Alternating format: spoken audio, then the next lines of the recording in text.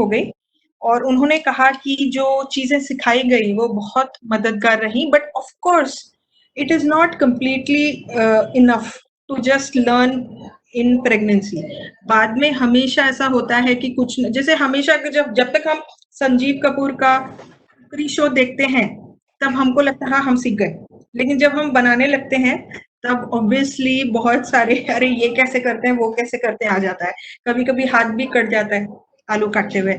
वैसे ही डिलीवरी के बाद आपको किसी ने अपने आप को अनम्यूट किया है, प्लीज म्यूट कर दीजिए। तो वैसे ही अ, जब आप डिलीवर हो जाओगे तो उसके बाद आपको लैक्टेशन कंसल्टेंट की जरूरत पड़ेगी, और मोस्ट ऑफ द टाइम आपके गायनेक या पीडियाट्रिशियन मे और may not give you the right advice. तो लैक्टेशन कंसल्टेंट्स का लिस्ट मैं भेजूंगी आपको, जितने मेरे पास हैं उनसे आप पहले ही बात करके रखिए। तो we start with the presentation.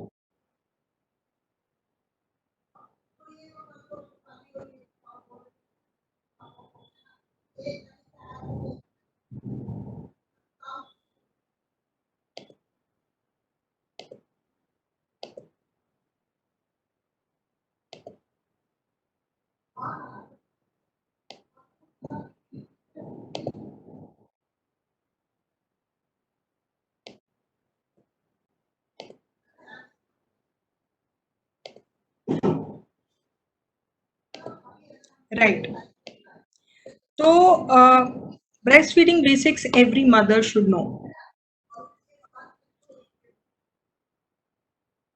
तो बहुत सारे लोग मुझसे पूछते हैं कि ये हम क्यों कंडक्ट करते हैं ब्रेस्ट फीडिंग के बारे में।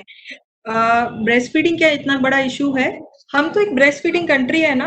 हम सभी के घर में कहीं ना कहीं एक यशोदा या कृष्ण की फोटो होती है, या हम सब ने ये फोटो जरूर देखी होती है कि Krishna is breast feeding from Yashoda. तो हमारे कम्युनिटी में भी, घरों में भी breast feeding is not a big deal, ये हमारा एक कल्चर है। मैं जब पढ़ने गई थी ब्रेस्ट फीडिंग के ऊपर बाहर, तो वहां पे देवर सिंह की हाँ एशिया में तो जैसे पाकिस्तान, बांग्लादेश, श्रीलंका में तो ब्रेस्ट फीड करते ही है, उसमें क्या बिग डील है। लेकिन जब मैंने एमडी की थी तब मैंने रियलाइज किया था कि ब्रेस्ट फीडिंग इतना बड़ा हेडेक बन जाता है लोगों के लिए, और हम ब्रेस्ट फीडिंग कंट्री कैसे हो सकते हैं फिर? तो कुछ तो गड़बड़ हो रही है। जब मैंने पढ़ा ब्रेस्ट फीडिंग के ऊपर, लैंसेट नाम की एक बहुत फेमस मेडिकल जर्नल है जिसने पूरा का पूरा एक ब्रेस्ट फीडिंग सीरीज ही निकाला 2016 में, जिसमें काफी सारे आर्टिकल सिर्फ और सिर्फ ब्रेस्ट फीडिंग पे थे। उसका ओपनिंग सेंटेंस उस जर्नल का ये था उस time: breast feeding can save 8,23,000 children and 20,000 mothers from death. और ये एवरी ईयर की बात हो रही है।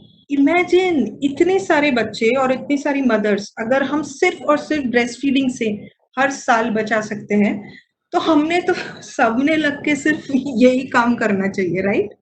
दूसरा देखिए sentence by American academy of paediatrics कि हम अगर ब्रेस्ट फीडिंग पहले 1 घंटे में शुरू कर दें तो हम नियोनेटल मोर्टेलिटी रेट, एनएमआर मतलब neonatal mortality, what is that? Neonate मतलब पहले 28 दिन के अंदर का जो बच्चा होता है उसको नियोनेट बोलते हैं। तो उन बच्चों की जो मृत्यु हो जाती है वो हम सिर्फ पहले 1 घंटे में ब्रेस्ट फीड करने से 22% कम कर सकते हैं। My goodness! ये अगेन एक स्टडी हुई थी लैंसेट में 2003 में, जिसने बताया कि इंडिया में अगर बच्चों को मरने से बचाना है तो ऐसे कौन से इंटरवेंशंस हैं, कौन सी चीजें हैं जिसपे जो सबसे ज्यादा इफेक्टिव होती हैं। तो हम लोग नॉर्मली क्या सोचते हैं, वैक्सीनेशन या अच्छी से डिलीवरी होनी चाहिए या वहां पे सारी फैसिलिटीज होनी चाहिए। लेकिन देखिए आप, एंटीबायोटिक्स या रिससिटेशन, क्लीन डिलीवरी, वैक्सीनेशन सब कहाँ पे है? और सबसे इफेक्टिव कौन सी 2 चीजें थी? ओआरएस और ब्रेस्ट फीडिंग। इसका सबसे ज्यादा इफेक्टिवनेस और यूजफुलनेस पाया गया। इन अगर ब्रेस्ट फीडिंग इतनी इतनी डेथ्स को बचा सकती है और इंडिया में भी इतनी इतनी मोस्ट इंपॉर्टेंट इंटरवेंशन है, तो और इंडिया को ब्रेस्ट फीडिंग कंट्री माना जाता है, तो हमारे तो स्टैटिस्टिक्स बहुत अच्छे होने चाहिए ना। तो ये देखिए statistics, NFHS 4 national family health survey 2015 का क्या बोलता है। ये हमारे कंट्री में ब्रेस्ट फीडिंग पहले 1 घंटे में कितने बच्चों में होती है? ऑलमोस्ट 40%।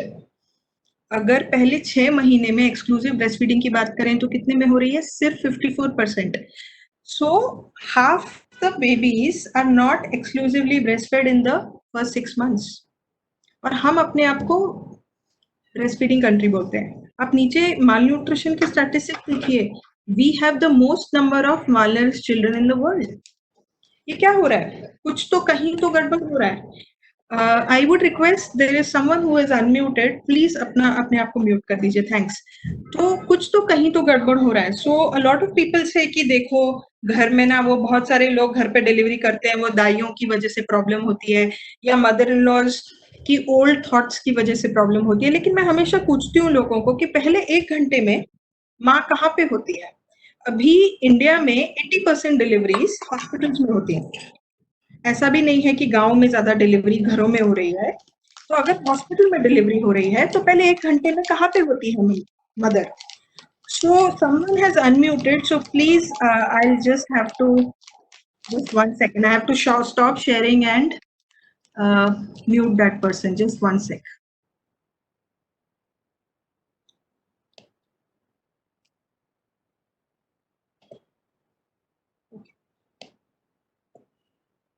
Right. तो अगर सब डिलीवरीज हॉस्पिटल में हो रही हैं, पहले 1 घंटे में कहाँ पे है माँ? डिलीवरी रूम में। डिलीवरी रूम में कोई रिलेटिव होता है क्या? मोस्टली नहीं होता है। तो ये जो फर्स्ट स्टैटिस्टिक्स है, इसका पूरा का पूरा जिम्मेदारी, पूरी रिस्पॉन्सिबिलिटी वहां की नर्स, वहां का गायनेकोलॉजिस्ट और वहां के पीडियाट्रिशियन के हाथ में होता है। तो अगर हॉस्पिटल डिलीवरीज हो रही हैं, इंडिया ब्रेस्ट फीडिंग कंट्री है, तो 41% क्यों है स्टैटिस्टिक? तो मैं ये सोचती हूँ कि जब मैंने ये जर्नल पढ़ा था, जर्नल आर्टिकल, वो बोलता है कि जस्ट 30% ऑफ डॉक्टर्स और nurses receive any training in breast feeding during their study years. दूसरा मुझे लगता है कि मदर्स की ब्रेस्ट फीडिंग में ज्यादातर ट्रेनिंग नहीं होती एंटीनेटल पीरियड में। हम लोग अपने प्रेगनेंसी में पेट दिखाने जाते हैं, सोनोग्राफीज दिखाने जाते हैं, लेकिन बहुत ही कम गायनेकोलॉजिस्ट हैं जो ब्रेस्ट फीडिंग के ऊपर क्लासेस लेते हैं, या अगर लेते भी हैं तो मोस्टली पेड होती हैं, तो लोग अटेंड नहीं करते हैं ज्यादा। और डिलीवरी के बाद भी हम मदर को बहुत सारी चीजों में सपोर्ट करते हैं। वैक्सीनेशन इंपॉर्टेंट है, ये इंपॉर्टेंट है, लेकिन ब्रेस्ट फीडिंग के लिए क्या करना है, ये मदर इन लॉ पे, सिस्टर इन लॉ पे, या घर के औरतों पे छोड़ दिया जाता है।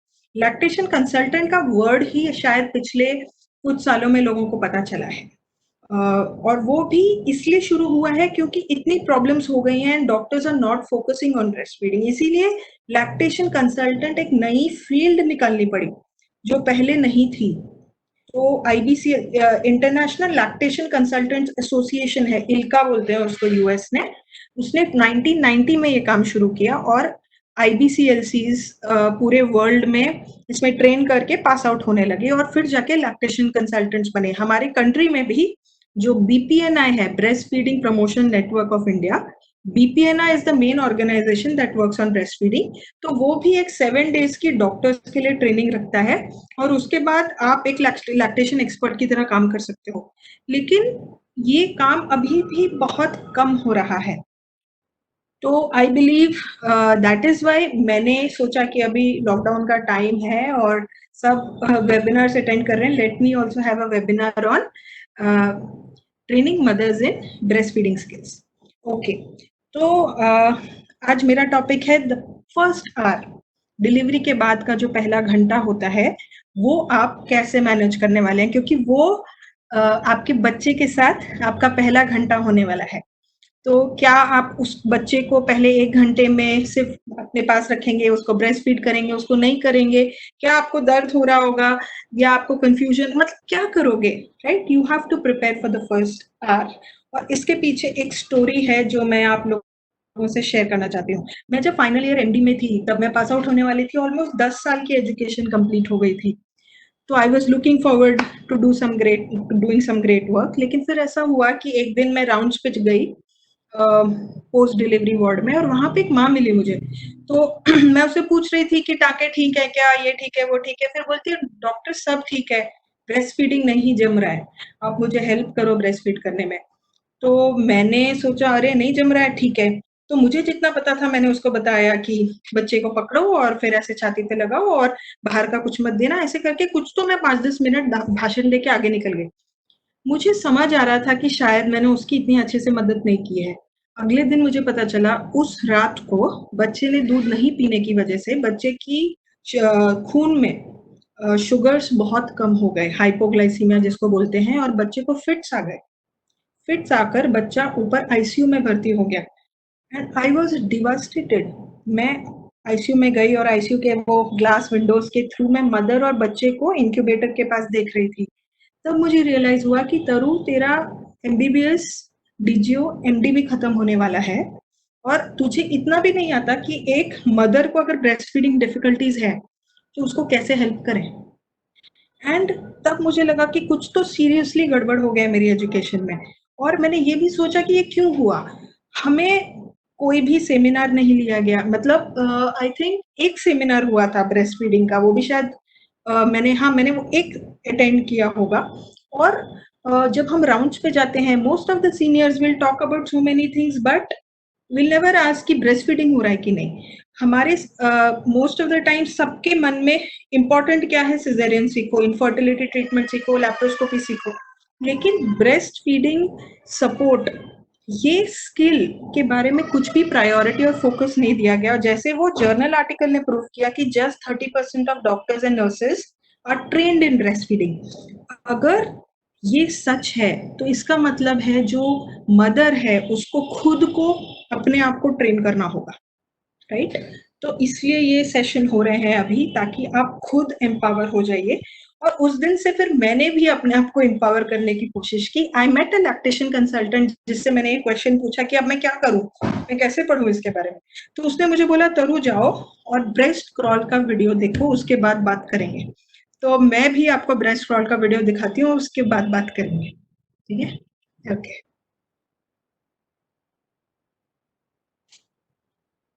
या okay, so the breast crawl video is here.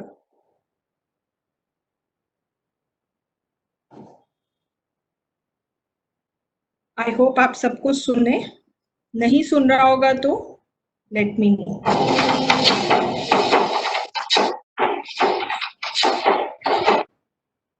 Okay, ये मैं शेयर कर रही हूँ ना, ये शेयर नहीं हो रहा है।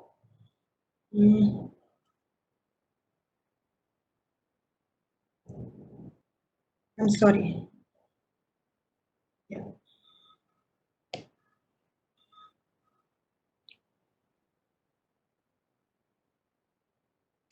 अरे मैं क्या कर रही हूँ, एक मिनट।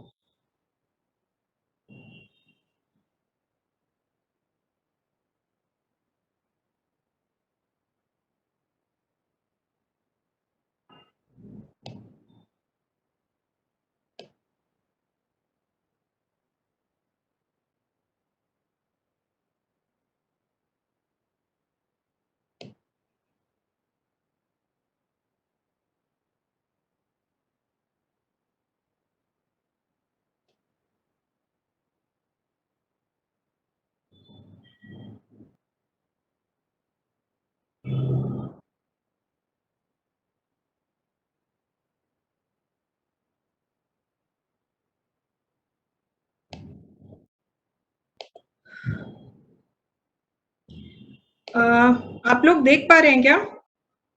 मुझे कोई अनम्यूट करके बोल देगा क्या एक बार? यूनिसेफ। Yes. हाँ चलो दिख रहा I can see. है। Okay great, so I play it.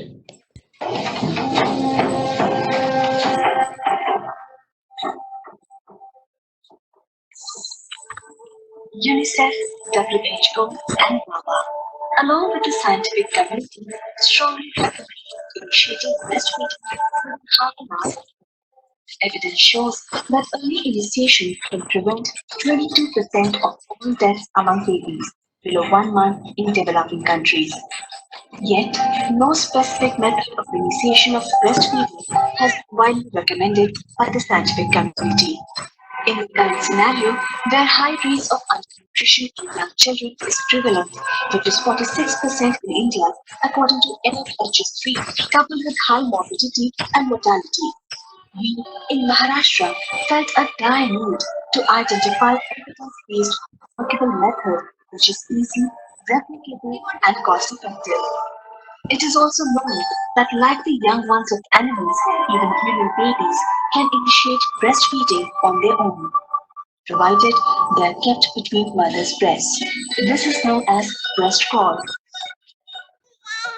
Government of Maharashtra, Nutrition Mission, ICDS and APNI Maharashtra, jointly with UNICEF, has initiated an ambitious program to train government NGO functionaries in basics of infant and young child feeding. Miracle has been done grassroots health workers to the highest bureaucrats, and we have accepted it as the answer for every initiation. Soon after delivery and after the baby has cried and started breathing well, the baby is shown to the mother and kept close to her with a cheek-to-cheek contact. This helps the mother to kiss the baby and also facilitates the local custom of saying a holy message in baby's ear. Subsequently, baby is kept prone in between the breasts. All care should be taken to prevent the baby from falling. If the weather is cold, then baby should be cuddled with a is alert soon after delivery and hence is best. Baby is also kept warm, being in close contact with the mother. Baby is also prevented from future infections because she starts acquiring healthy germs which will colonize her skin and intestines. Thus, this position ensures early instinctive stimulation and gives warmth, security, and also food. It also initiates bonding process between the baby and the mother.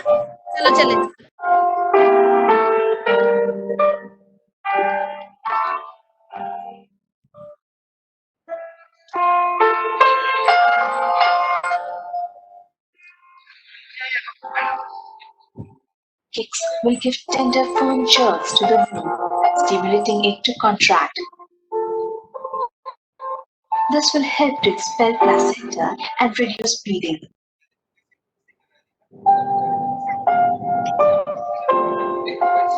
Once baby realizes that food is in close proximity, it starts salivating. उससे थी ना meeting में Smell is a strong stimulus which drives the baby towards the nipple. अरे breast feeding के ऊपर देख रही थी Sensation is well developed. Smell of chemical on nipples is similar to the smell of amniotic fluid, which allows the baby in the womb.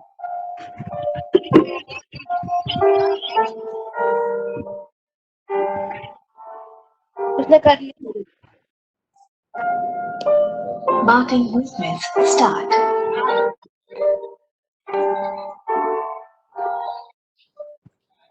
Her shoulder, hip, and neck muscles are sufficiently developed to help her move. Baby with her limited vision can see the areola. If baby raises her head, it can also see mother's face.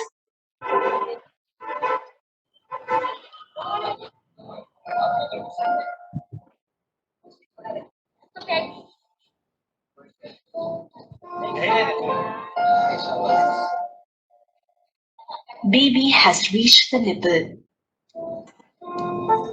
has raised her head, and has nicely lashed it with wide open mouth and mouthful of breast. What a beautiful moment of joy for the mother and the child. This baby has reached the destination in just over 10 minutes. Majority of babies will successfully complete breast crawl in about. कैसा लगा आपको? कोई भी अपने आप को unmute करना चाहेगा? बोलने के लिए। वीडियो देख रही थी, अच्छी चल रही है। कोई भी एक जन अपने आप को अनम्यूट कीजिए and please share what you felt. अरे That is just breastfeeding के ऊपर amazing. सेशन चल रहा है। मैं सबको म्यूट कर रही हूँ बिकॉज बहुत बैकग्राउंड नॉइस आ रही है। कोई भी एक जन अपने आप को अनम्यूट करके बोल सकता है if you feel like, otherwise I will go ahead. That is just amazing. कौन बोल रहा है, कौन बोल रहा है? अपना हाथ उठाओ पहले। That is just amazing. Can you see me? Yes I can. Yeah. बताइए। Okay.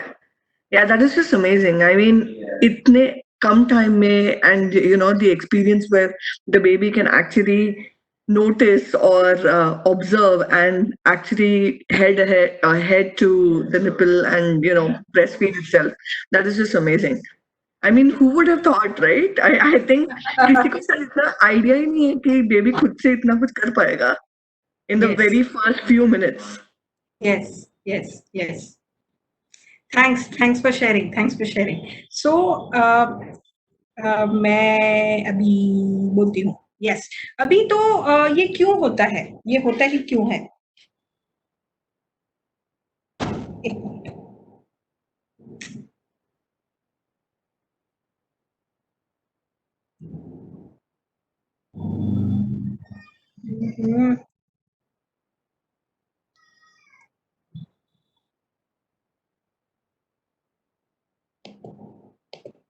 I'm sorry about this.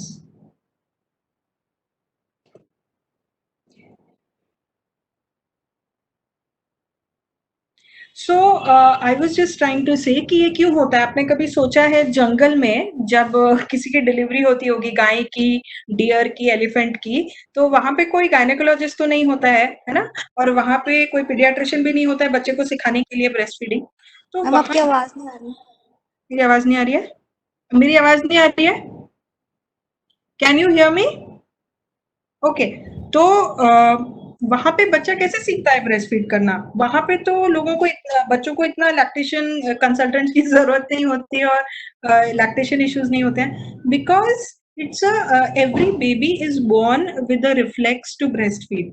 So that is called as breast crawl. आपने देखा होगा कोई हाथी की डिलीवरी नेशनल ज्योग्राफिक पे, वो अपने आप ही धीरे धीरे धीरे धीरे क्रॉल क्रॉल क्रॉल करके मम्मी के पास पहुंच के ब्रेस्ट फीड कर लेता है। तो हमारे बच्चों में इतना क्या प्रॉब्लम हो गया फिर? तो mostly what I feel is because I am a gynaec. तो हम लोग क्या करते हैं, तो मैं ये बोल सकती हूँ कि हम लोग क्या करते हैं, जैसे ही बच्चा डिलीवर होता है हम लोग कॉर्ड को कट करते हैं और कॉर्ड कट करके हम लोग लेके चले जाते हैं बच्चे को, right?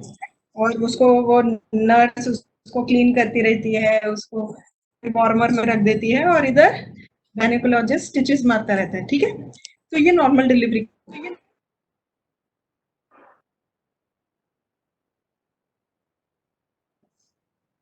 So what will happen is, if it is in cesarean, so यहाँ पे stitches, मतलब the entire cesarean and the stitching and everything will happen, and the baby will be in the incubator, and maybe because the mother is in pain, तो gynecologist उनको शायद बोलेगा कि आप आराम करो, हम बच्चे को देख लेंगे।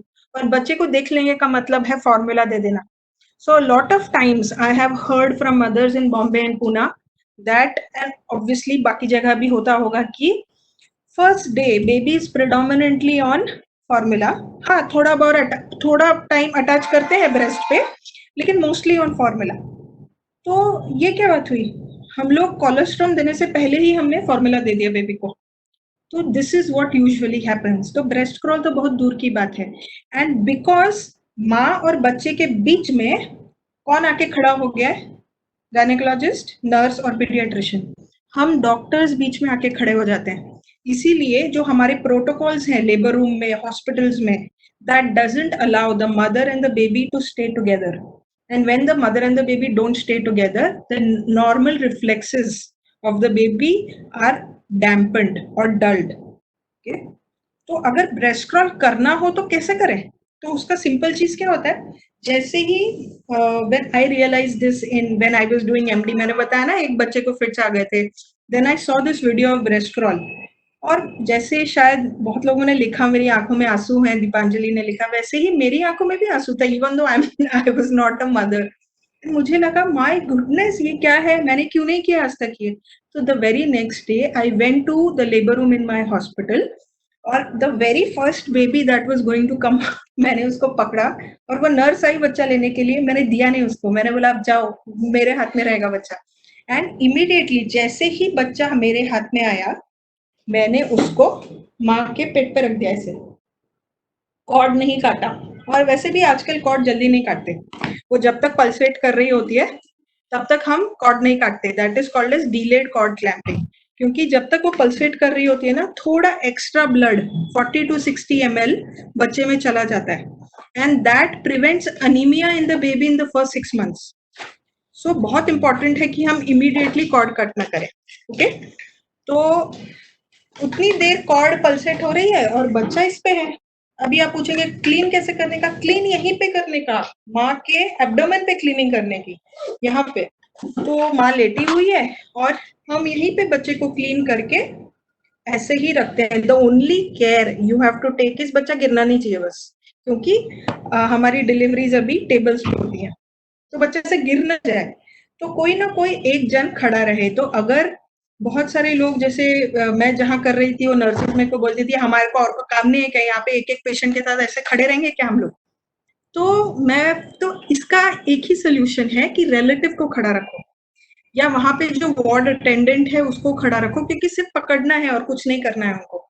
And you have to let the baby just play, it's like a football field, उसको जस्ट करने दो उसको जो करना है। Usually within 10 minutes to 40-45 minutes breast crawl complete हो जाता है।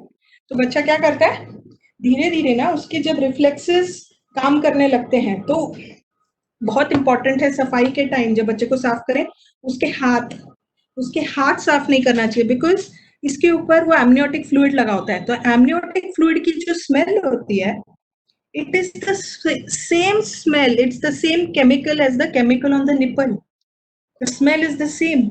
और अगर आप क्लीन कर दोगे तो ब्रेस्ट क्रॉल कितनी बार कंप्लीट नहीं होता है। इसीलिए बच्चा ना धीरे धीरे अपने हाथों की स्मेल से ऊपर ऊपर ऊपर ऊपर ऊपर ऊपर आके, आपको लगेगा कैसे क्रॉल करेगा, हम तो सुनते हैं 9-10 महीने पे बच्चा क्रॉल करता है, बर्थ पे कैसे क्रॉल कर रहा है।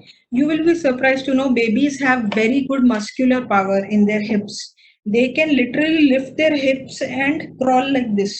आपने देखा होगा बच्चे कैसे टांग मार रहा था वीडियो में, तो ऐसे ऐसे ऐसे ऐसे जाके बच्चा कोई भी एक ब्रेस्ट की तरफ अट्रैक्ट होता है, चाहे ये या ये, he will turn, he will go towards one breast and lift his head and latch। जैसे आपने वीडियो में देखा होगा कितना ब्यूटीफुल लैच किया। एंड डू यू नो, जो लैच ब्रेस्ट क्रॉल में होता है वो बहुत अच्छा लैच करते हैं। तो किसी का एक क्वेश्चन आया, बच्चे को ठंडी लग गई तो क्या, ऑफ कोर्स लग सकती है। तो नॉर्मली ये लेबर रूम में या ऑपरेशन थिएटर में जब भी बच्चा डिलीवर हो जाता है तो उसका टेम्परेचर 26 डिग्री या उससे ज्यादा कर देते हैं टू प्रिवेंट बच्चा फ्रॉम गेटिंग ठंडा। लेकिन बहुत लोग नहीं भी करते हैं, लेकिन आप लोग को पता होना चाहिए कि अगर वो होगा तो कभी बच्चा ठंडा नहीं पड़ेगा।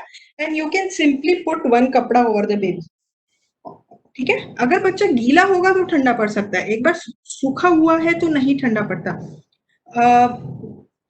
तो ब्रेस्ट क्रॉल यूजुअली पहले 30-40 मिनट्स में मैंने देख लिया है हो जाता है, कभी कभी 40-50 मिनट्स भी लगते हैं। Give your baby that time. Okay, तो अभी I just like to share some more fundas about breast crawl. Just थोड़ा ही बचा है मेरा प्रेजेंटेशन।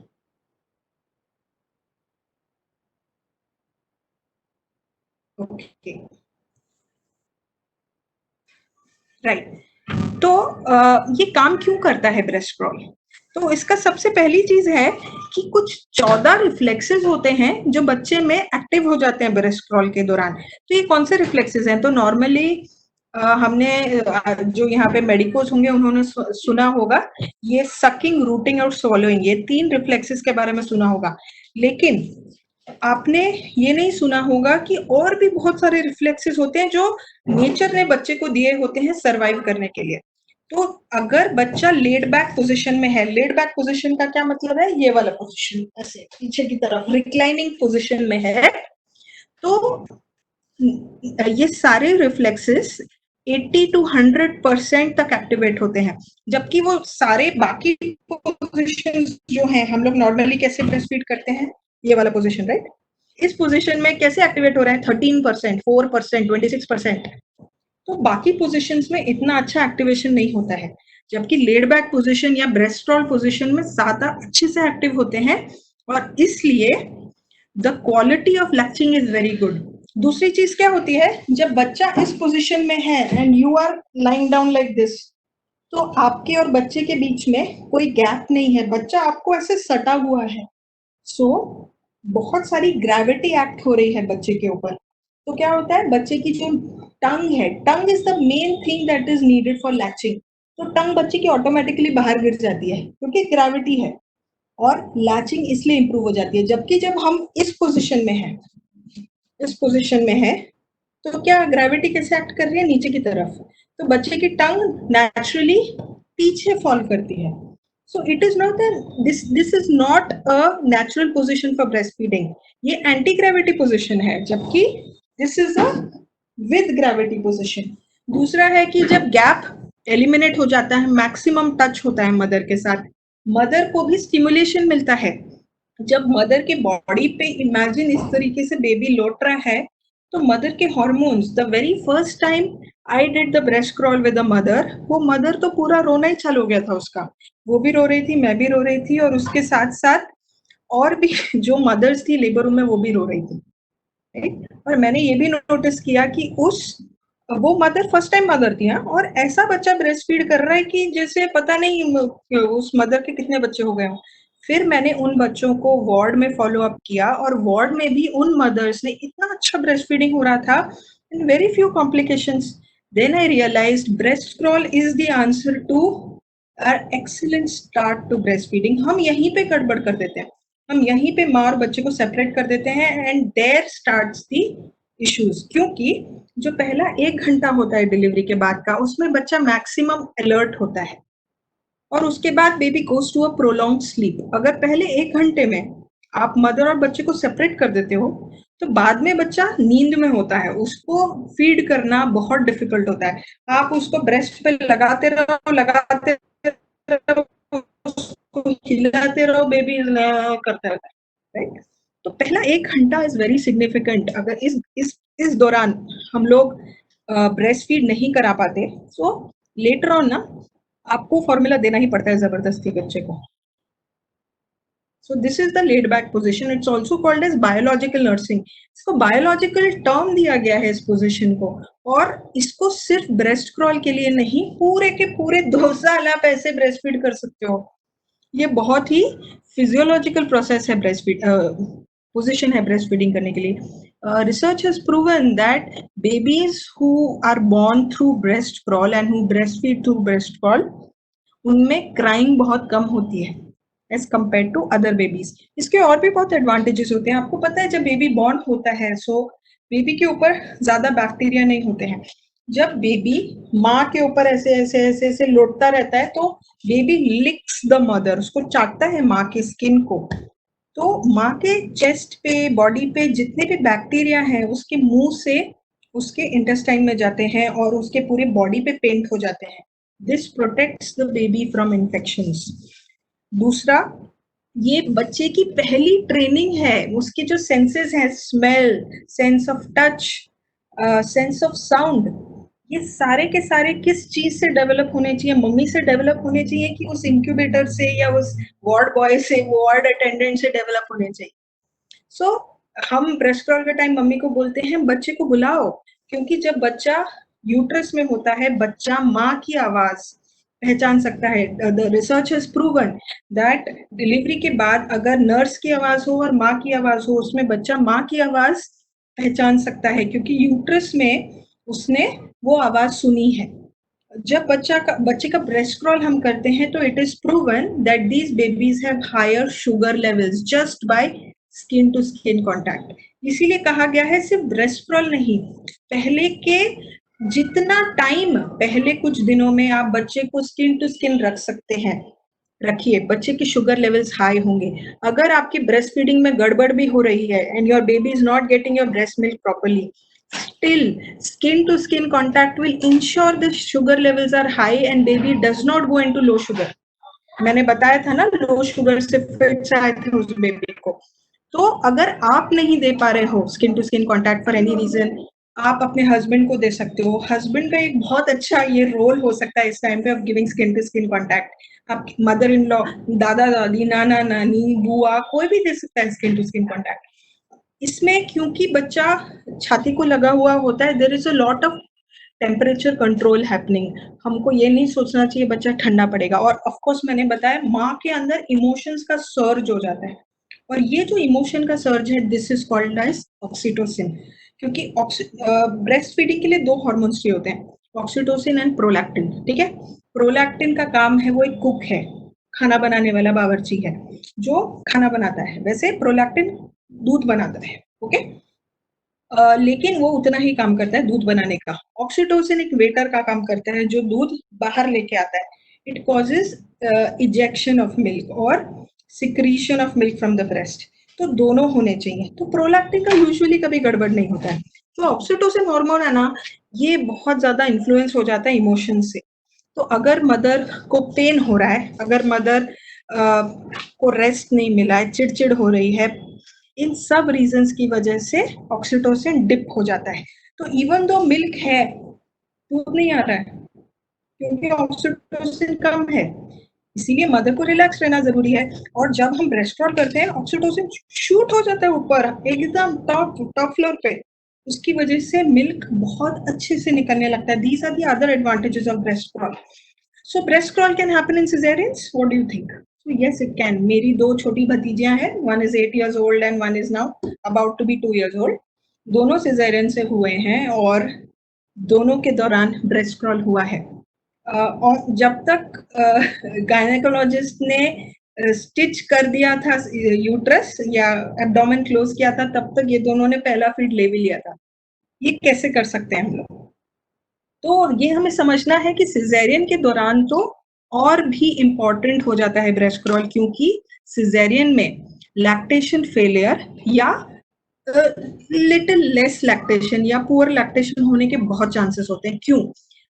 मदर के कॉजेज हैं, बेबी के कॉजेज। सबसे पहले तो मदर और बेबी का सेपरेशन हो जाना। नॉर्मल डिलीवरी में ही सेपरेट होते हैं, तो सिजेरियन में तो और भी ज्यादा सेपरेट हो जाते हैं। दूसरा, माँ को बहुत पेन हो रहा होता है स्टिच की वजह से, पीछे स्पाइनल एनेस्थीसिया की वजह से। ठीक है, तो पेन डिक्रीजेस ऑक्सीटोसिन। तीसरा, कितनी बार पेन कम करने के लिए माँ को सिडेशन का इंजेक्शन दिया जाता है। तो इवन दो माँ वांट्स टू फीड, लेकिन वो तो नींद में है, उसको कुछ समझ ही नहीं आ रहा है। और तीसरा, चौथा, बच्चे को ऑलरेडी फॉर्मूला दे दिया गया है, तो स्टिमुलेट नहीं हुए हैं ब्रेस्ट। जब ब्रेस्ट ही स्टिमुलेट नहीं होगा तो कहाँ से निकलेगा मिल्क? और दूसरा, बेबी के अगर हम कॉजेज बोले तो एक रूटीन प्रैक्टिस हो गई है पीडियाट्रिशियंस के द्वारा कि जैसे ही बच्चा निकलता है ना, वो एक ट्यूब डाल देते हैं नाक और मुंह में सक्शन करने के लिए। तो ये सक्शन सक्शन सक्शन सक्शन करने से यहाँ पे थोड़ी सी छोटी छोटी इंजरीज हो जाती हैं, जिस वजह से बच्चे को थ्रोट पेन होता है। तो जब आपको मुंह में छाले होते हैं, आपको खाने का मन होता है क्या? तो वैसे ही एक थोड़ा सा डिफेंसिव हो जाता है बच्चा ब्रेस्ट फीड करने के लिए, जब बहुत सक्शन किया जाता है। और दूसरा, जब बच्चा पेट से बाहर निकलता है, मतलब सिजेरियन से निकलता है, तो ज्यादा ब्रीदिंग डिफिकल्टीज होती हैं। क्योंकि जब बच्चा नीचे वजाइनल कैनाल से निकलता है ना, तो छोटे से एरिया से निकलता है, तो उसके जो लंग्स में इतना सारा पानी भरा हुआ है, 9 महीने से पानी में रह के, पानी के गुब्बारे में, वो ऐसे कंप्रेस होके बाहर निकलता है। और वो कंप्रेशन से सारा पानी लंग्स से बाहर निकलता है and he is able to breathe properly. But वो कंप्रेशन सिजेरियन में नहीं होता, इसीलिए मोर ब्रीदिंग डिफिकल्टीज। तो इस वजह से बच्चा सकलिंग करने में, बच्चे ब्रेस्ट पे सकल करने में थोड़ा सा रिलक्टेंट होता है। These are the reasons why caesarean में there is more issue with breastfeeding and you have to be more careful. What is the solution? Breast crawl. कैसे करेंगे बताती हूँ मैं आपको आगे। Family friendly caesarean. What is family friendly? Allowing the husband to be there inside, this family friendly caesarean का बहुत अच्छा वीडियो है, मैं आपको रिसोर्सेज में शेयर करूंगी and you please read about it and many gynaecologists are now going for this family friendly caesarean to make the family comfortable. और मैंने जैसे कहा prolonged skin to skin contact. एक बहुत इंपॉर्टेंट चीज शायद मैंने बताई नहीं कि केमिकली प्रूव किया गया है कि ड्यूरिंग सिजेरियन जो ऑक्सीटोसिन और प्रोलैक्टिन है वो इतने अच्छे से सिक्रेट नहीं होते जितने नॉर्मल डिलीवरी में होते हैं। तो केमिकली भी कहीं ना कहीं गड़बड़ हो रही है, इसीलिए lot more efforts have to be provided so that आप सिर्फ ब्रेस्ट मिल्क दो और फॉर्मूला ना दो। तो ये एक तरीका है जो मैंने फोटो ली है इससे, एक मेरे कोर्स में जहां मैं गई थी वहां से। तो सिजेरियन देख रहे हैं आप, चल रहा है यहाँ पे सिजेरियन चालू है और बेबी को यहाँ पे बीच में एक स्क्रीन लगा के यहाँ पे बेबी को रख दिया गया है and the mother is able to touch the baby, feel the baby. तो this allows the oxytocin to grow in the mother. फिर धीरे धीरे बच्चा, अभी इसके ऊपर कपड़ा नहीं है लेकिन आप कपड़ा भी रख सकते हैं बच्चे के ऊपर, तो बच्चा शायद पूरा इस तरीके का ऐसे ऐसे ऐसे ऐसे नहीं कर पाएगा क्योंकि यहाँ पे तो सिजेरियन हो रहा है, लेकिन आप बच्चे को हॉरिजॉन्टल तो जरूर रख सकते हैं छाती के ऊपर। बहुत बार एनेस्थेटिस्ट बोलते हैं कि क्या हम लोग मॉनिटरिंग कैसे करेंगे, एनेस्थेटिस्ट मतलब जो एनेस्थीसिया देते हैं। तो ये आप देख सकते हैं यहाँ पे उसने मॉनिटरिंग साइड में लगाई हुई है, यहाँ पे एक्सिला पे यहाँ पे लगा सकते हैं मॉनिटरिंग। ये मैंने ऐसा ही एक प्रेजेंटेशन सांगली में दिया था एक मेडिकल कॉलेज में, तो वहां पे एक रेजिडेंट डॉक्टर थी, वो इतनी इंस्पायर हो गई ये ब्रेस्ट क्रॉल सुन के कि ये उसके सांगली के मेडिकल कॉलेज की फोटोग्राफ है, ये उसी का हाथ है डॉक्टर गौरी का। उसने ये अपने लेबर रूम में करवाया, ये अपने ऑपरेशन थिएटर में करवाया उसने। और ये आप देख सकते हैं यहाँ पे एक वार्ड अटेंडेंट है जो बच्चे को फीड करा रही है इधर। तो this is a graph that just proves that जब रूटीन सिजेरियन हो रहा था, रूटीन सिजेरियन मतलब माँ को शायद सिडेट भी कर दिया गया है, माँ और बच्चे को अलग कर दिया गया है, रूटीन नॉर्मल डिलीवरी हो रही है, सेपरेशन, पेन, तो ऑक्सीटोसिन हाई से 0 पे आ जाता है। और जब हम वेरिएशन करते हैं, what is the variation, actually that's not a variation, that should be the norm कि नॉर्मल डिलीवरी ब्रेस्ट क्रॉल के साथ हुई है, सिजेरियन ब्रेस्ट क्रॉल के साथ हुआ है, तो जो ऑक्सीटोसिन कम हो सकता था वो full blown, full top floor पे पहुंच जाता है। और स्किन टू स्किन कॉन्टैक्ट सिर्फ मदर्स नहीं, फादर्स भी कर सकते हैं, ग्रैंड फादर कर सकता है, ग्रैंड मदर, बुआ, कोई भी कर सकता है स्किन टू स्किन कॉन्टैक्ट। दो बच्चे दो बच्चे हो गए तो एक बड़ा भाई दे सकता है और एक फादर दे सकता है। जब मेरी छोटी भतीजी हुई थी तो उसको टर्न्स लेते थे हम लोग स्किन टू स्किन कॉन्टैक्ट देने के लिए, and one of the persons जो स्किन टू स्किन कॉन्टैक्ट मेरी छोटी भतीजी को दे रही थी वो उसकी बड़ी बहन थी। तो मेरी बड़ी भतीजी उसको, छोटी को, अपनी छोटी बहन को स्किन टू स्किन कॉन्टैक्ट दे रही थी। So this is the beauty of breast crawl and मैं स्टॉप करती हूँ शेयरिंग। यस, सो ब्रेस्ट क्रॉल सब लोग नहीं करते हैं, इनफैक्ट बहुत बहुत बहुत कम लोग करते हैं। तो आप अगर चाहते हैं कि आपके साथ ब्रेस्ट क्रॉल हो तो आपको अपने गायनेकोलॉजिस्ट के साथ इसके बारे में एक डायलॉग करना होगा, और वो बोलेगी ये क्या होता है ब्रेस्ट क्रॉल, हो सकता है उसको पता ही ना हो। हो सकता है कि उनको पता हो लेकिन वो करना नहीं चाहते हो, बिकॉज इसमें सिर्फ गायनेकोलॉजिस्ट की मंजूरी जरूरत नहीं है, वहां पे जो पीडियाट्रिशियन आएगा उसको अग्री होना चाहिए, वहां के जो वार्ड अटेंडेंट्स हैं उनको पता होना चाहिए क्या करना है, वहां के नर्सेस को पता होना चाहिए। तो ये पूरी टीम एफर्ट होता है, बट ये हो सकता है। जैसे अगर हमें कुछ रियली करना है तो हम अपने पेरेंट्स से कैसे फाइट कर लेते हैं वो करने के लिए, तो हम अपने डॉक्टर्स, ओ माय गॉड ये कहाँ से आवाज आई, तो हम क्यों फाइट नहीं बोल रहे हो, हम क्यों नहीं इस चीज के पीछे पड़ सकते कि मुझे ये चाहिए और इसके लिए मैं कुछ भी कर सकती हूँ। ठीक है, तो आपके आसपास अगर कोई लैक्टेशन कंसल्टेंट है तो उसके साथ ये कर पाना आसान होगा, मतलब आप अपनी डिलीवरी के दौरान उसको बुला सकते हो and she can do it for you, because gynaecologist तो खुद बिजी होगी ना, आपको या तो स्टिच कर रही होगी या कुछ कर रही होगी, वो कैसे करेगी आपका। तो you can call lactation consultant to do it for you. So yes, I request all of you to get it done during your delivery. और जो लोग की डिलीवरी हो चुकी है और जिन्होंने ये सुना है अभी, वो लोग प्लीज बाकी मदर्स को बताएं। ये जो वीडियो था ये हमारे इंडिया में ही शूट हुआ है, नंदुरबार में। डॉक्टर प्रशांत गांगुल ने शूट किया है इसको। पॉपुलराइज करें, और ये WHO भी रेकमेंड करता है, ये कोई अजीब चीज नहीं है। Okay, this is how it should be. So I'll not take questions now. Again, would anyone want to say anything about breast crawl right now? One person can unmute and say. Then we'll go ahead. Ma'am, it's really beautiful. कौन बोला? कौन बोला? हाँ, yes. Hi, Snehata. Hi. Hi. हाय स्नेहलता, हमारी support group की mother है। आप बोलो। Ma'am. As being a doctor also, मुझे पता नहीं था मेरे डिलीवरी के टाइम पे कि yes, a breast call is there. So I missed that chance and I regret now also. But thank you, ma'am, for giving so much information. I also had many Yeah. problems with breastfeeding, so you are my support. And because of you, I could breastfeed my child for more than 2 years. So thank you so Wow, much, ma'am. more than 2 years. तालियां, applause. Thank you. Very good. Yes. और मैंने बहुत सारे friends को ये advice किया है कि प्रेग्नेंट Hmm. तो before delivery I advice them that convince your gynaecologist. या तो थैंक्स स्नेहलता। तो मैं सिर्फ इतना कहना चाहूंगी, जैसे आप लोग की जब शादी होती है तो there is a certain kind of wedding that you want, right? हमको इस तरीके की ड्रेस चाहिए, ऐसा चाहिए, वैसा चाहिए, ड्रीम्स होते हैं। तो when you can decide that, why can't you decide the first hour after delivery? है ना? आप अपने पेरेंट्स को कन्विंस करते हो, राइट? आप अपने डॉक्टर को कन्विंस करो।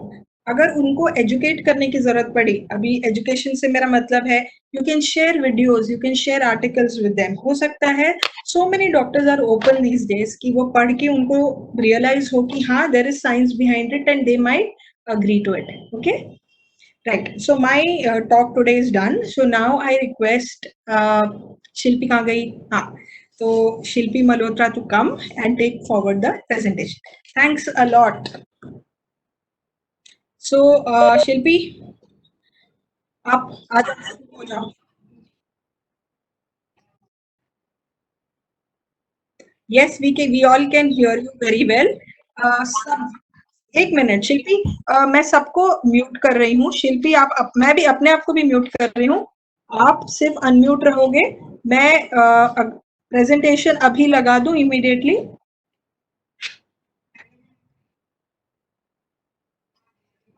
ठीक है, ठीक है।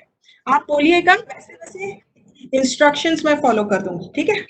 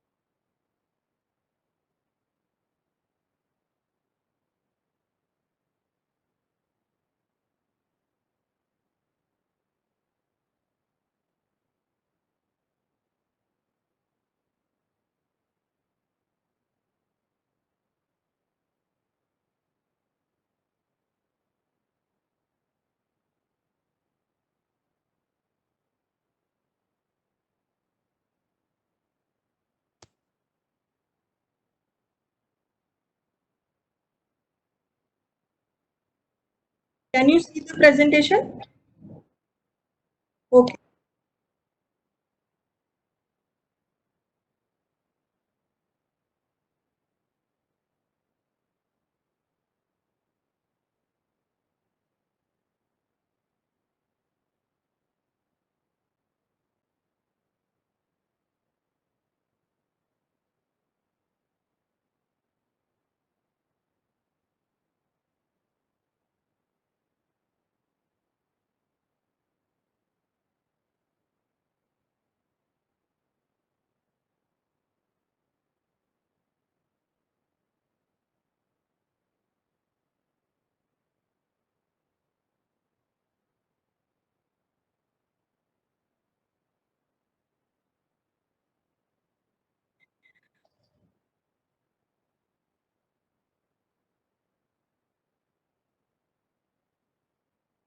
ओ हाँ, तो मैं ये कह रही थी कि पीपीटी मेरे पास है, लेकिन मैंने आपको प्रेजेंट बना दिया, इसलिए नहीं हो रहा है। एक सेकंड रुकिए, मैं करती हूँ।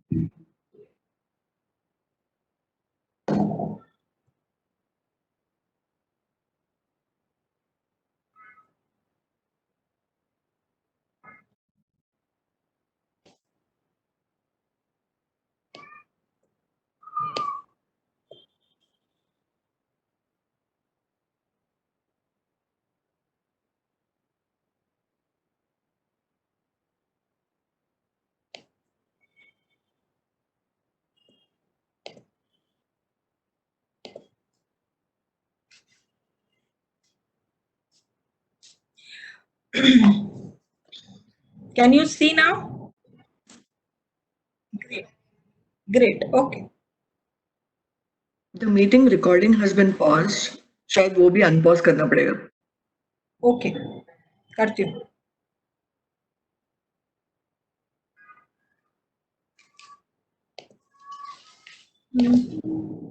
मिनट, इसको स्टॉप शेयरिंग करके अनपॉज करना पड़ेगा।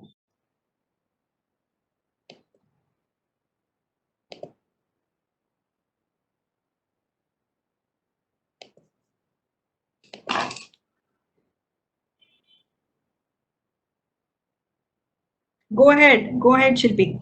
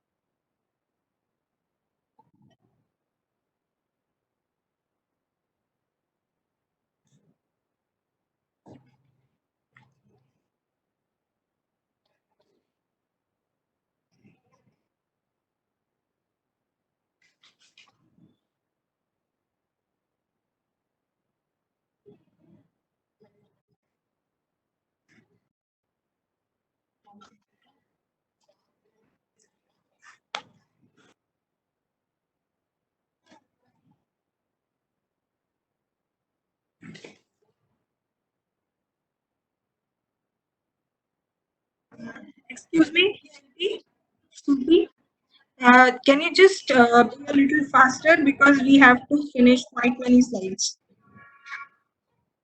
Yes.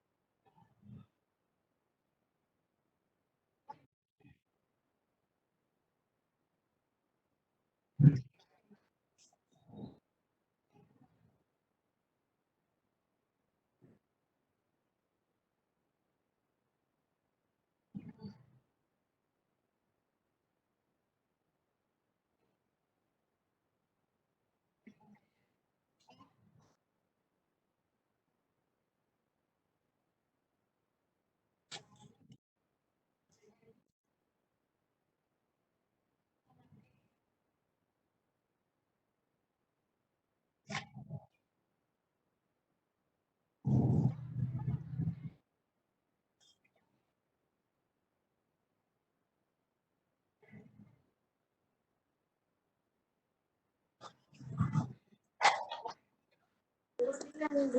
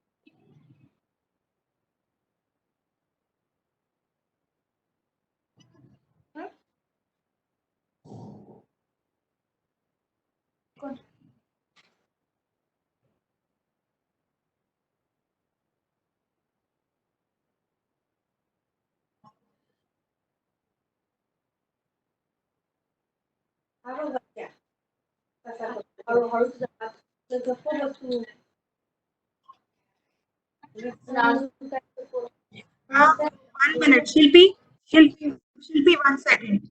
uh, कुछ लोग अनम्यूटेड हैं जिसकी वजह से काफी सारा डिस्टरबेंस हो रहा है.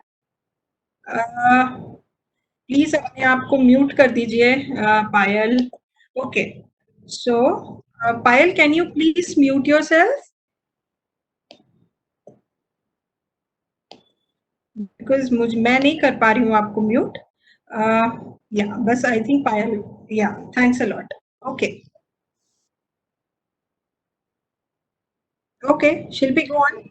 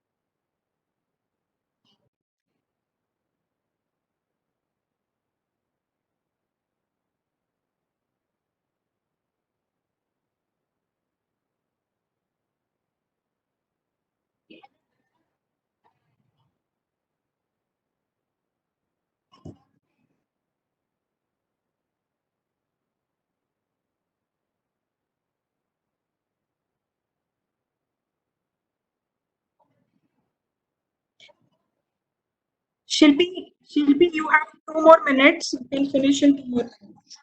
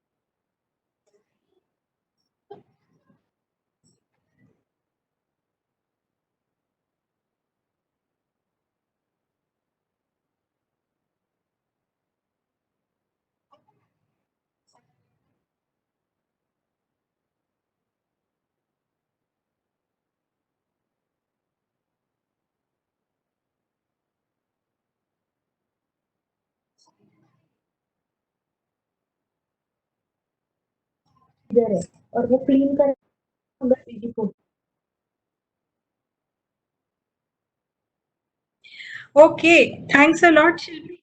तो जो भी क्वेश्चन होंगे वो बाद में पूछ पाएंगे हम आपको। Okay, so first the first thing I am going to do is I am going to mute all. Okay okay, तो अभी योगेश, अभी आपका टर्न है। You have to unmute yourself when you speak. Okay, आप unmute करो। एक बार आपके उसमें प्रॉब्लम हो रही थी, एक बार अनम्यूट करो। Yes, ma'am, unmuted.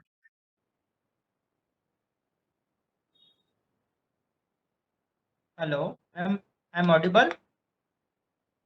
Yes yes. Yes.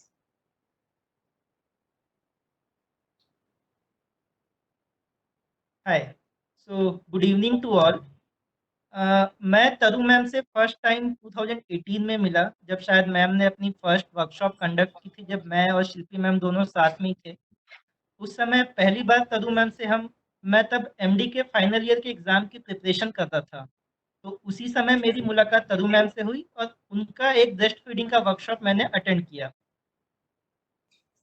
Then ma'am ने कहा कि योगेश, तू आईबीसीएलसी कर सकता है। IBCLC is international degree for lactation consultant. So ma'am, you are the first one who told me कि भाई तू आईबीसीएलसी कर सकता है, तू आईबीसीएलसी कर।